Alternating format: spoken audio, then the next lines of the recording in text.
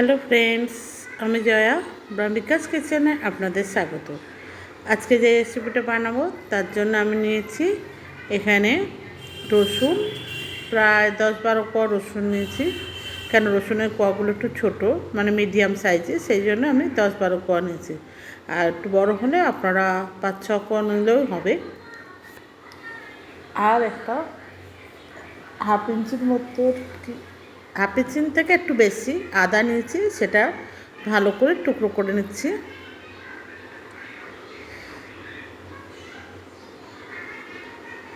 Please বন্ধুরা, আপনাদের কাছে অনুরোধ করছি, আপনারা কেউ স্কিপ করে দেখবেন না। স্কিপ করে দেখলে কিছু বুঝবেনও না আর ভালোও লাগবে না। সেই জন্য বলছি, পুরো ভিডিওটা দেখুন।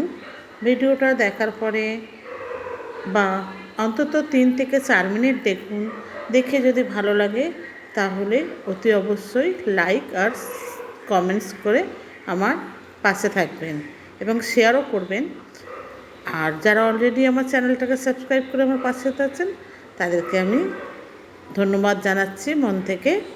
এবং ফেসবুক পেজ থেকে দেখলে আমার পেজটাকে ফলো করার অনুরোধ রইল। এবার আমি এখানে 2টো পেঁয়াজ নিয়েছি, নিয়ে পেঁয়াজটাকে একটু মোটা মোটা করেই কাটছি।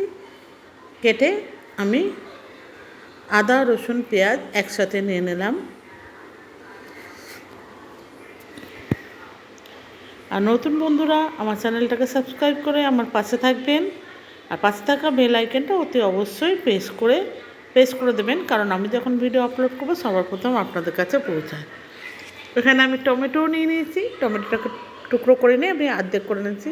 এবার আমি ওভেনে একটা কড়াই বসিয়েছি, কড়াইটা গরম হয়ে গেছে, তাতে দিয়ে দিচ্ছি হাফ চামচের মতো গোটা জিরে আর 1 চামচের মতো গোটা ধনে, 1 চামচ থেকে একটু কম দিয়ে আমি দুটোকে ভালো করে একটু ভেজে নিচ্ছি।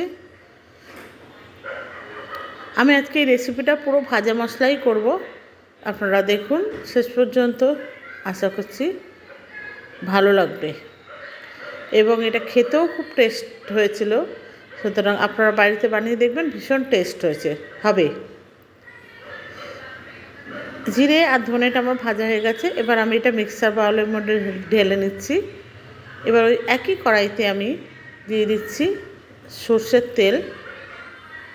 আমি 2 চামচের মতো সর্ষের তেল দিচ্ছি।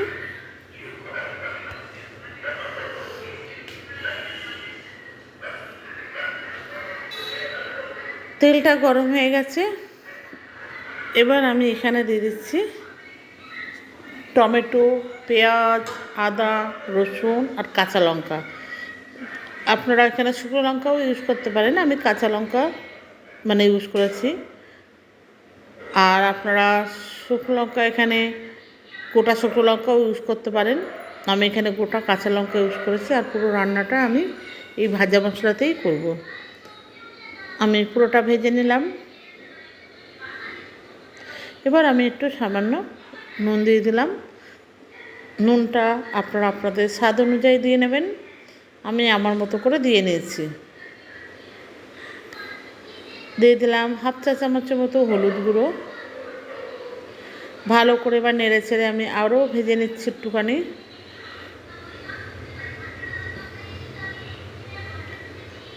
দেখুন বন্ধুরা, ভাজা হয়ে গেছে, একটু নরম হয়ে গেছে। আমার বেশি লাল করার দরকার নেই, জাস্ট একটু নরম হয়ে গেলেই হবে। এবার আমি এটাকে নামিয়ে নেব। এদিকে আমি 4 পিস কাতলা মাছ নিয়েছি, দেখুন বন্ধুরা, দিয়ে ভালো করে ধুয়ে নিয়েছি। নিয়ে এবার নুন আর হলুদ দিয়ে আমি এটাকে ম্যারিনেট করে নেব।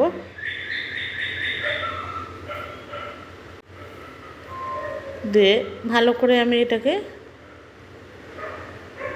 নুন হলুদটা ভালো করে আমি মাছের মধ্যে মাখিয়ে 10 মিনিটের মতো রেখে দেবো।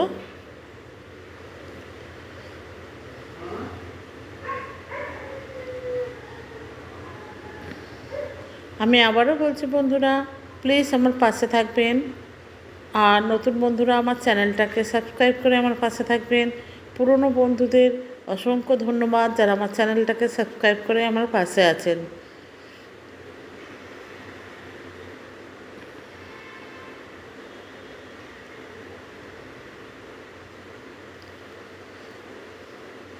পুরো মাছগুলোকে আমার নুন হলুদ মাখানো হয়ে গেছে। এদিকে আমি কড়াইতে তেল দিয়ে দিয়েছি, তেলটা গরম হতে দিয়েছি। আমি যেই কড়াইতে পেঁয়াজ আদা রসুনটা ভেজেছিলাম সেই কড়াইটাই আর ইউজ করিনি, আমি এবার অন্য কড়াইতে করছি। তেলটা আমার গরম হয়ে গেছে। এবার আমি একটা একটা করে মাছ দিয়ে, মানে 4 টুকরো মাছ, একটা একটা না 4 টুকরো মাছ পুরোটা দিয়েই আমি মাছগুলোকে ভেজে নেব। একটু লাল করে ভাজবো, কারণ এই কাতলা মাছের ঝাল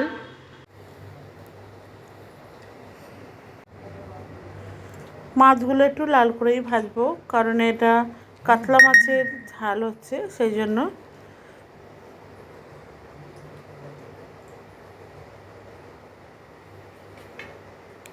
এক পিঠ ভাজা হয়ে গেছে, আমি অপর পিঠটা উল্টে দিচ্ছি।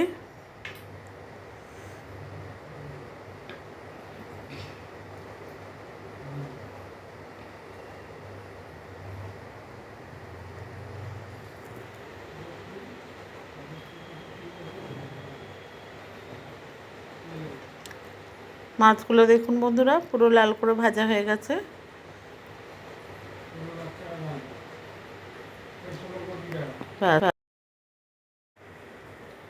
আমি এবার মাছগুলো একটা পাত্রে তুলে নিচ্ছি।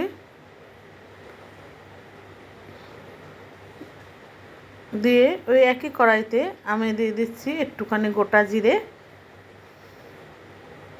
ফোড়ন হিসাবে দিলাম। আপনারা চাইলে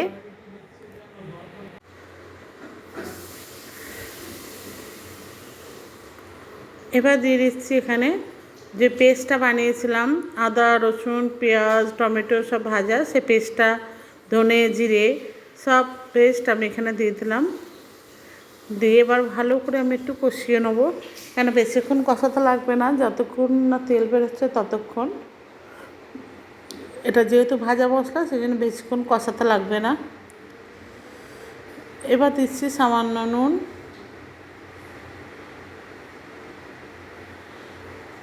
কেন আমি আগে টমেটো সব মানে মশলা পেস্ট করার সময় আমি একটু নুন ইউজ করেছিলাম, সেই জন্যে আমি এখন অল্প নুন দিলাম। দিয়ে ভালো করে মশলাটা কষিয়ে নিচ্ছি। নিয়ে মশলাটা কষানো হয়ে গেছে, দেখুন তেল বেরোচ্ছে, আর আমার কষানো দরকার নেই। এবার আমি এখানে পরিমাণ মতো জল দেবো। আপনারা গ্রেভিটা আপনাদের মতো করে রাখবেন, আমি আমার মতো করে গ্রেভিটা বানিয়ে নিচ্ছি। দিয়ে এবারে দেখুন নেড়ে চেড়ে দিচ্ছি। জল দেওয়ার পর পরিমাণ মতো জল দিয়ে দিচ্ছি। দিয়ে যেই গ্রেভিটা একটু ফুটে উঠবে, আমি তখন গ্রেভিটা ফুটে ওঠার জন্য আমি একটা ঢাকনা দিয়ে ঢেকে দিচ্ছি।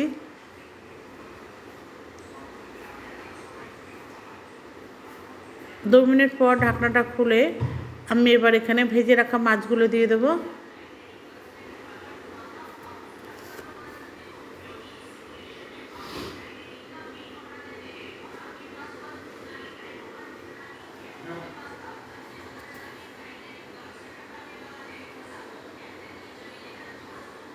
আমি এখানে দুটো গোটা কাঁচা লঙ্কা দিয়েছি। দিয়ে এবার মাছগুলো আমি এখানে দিয়ে দিচ্ছি।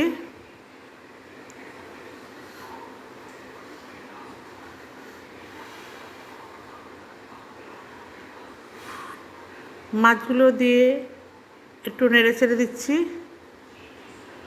যাতে মাছগুলো ঝোলের মধ্যে ডুবে যায় এবং গ্রেভিটা মাছের মধ্যে ভালো করে, মানে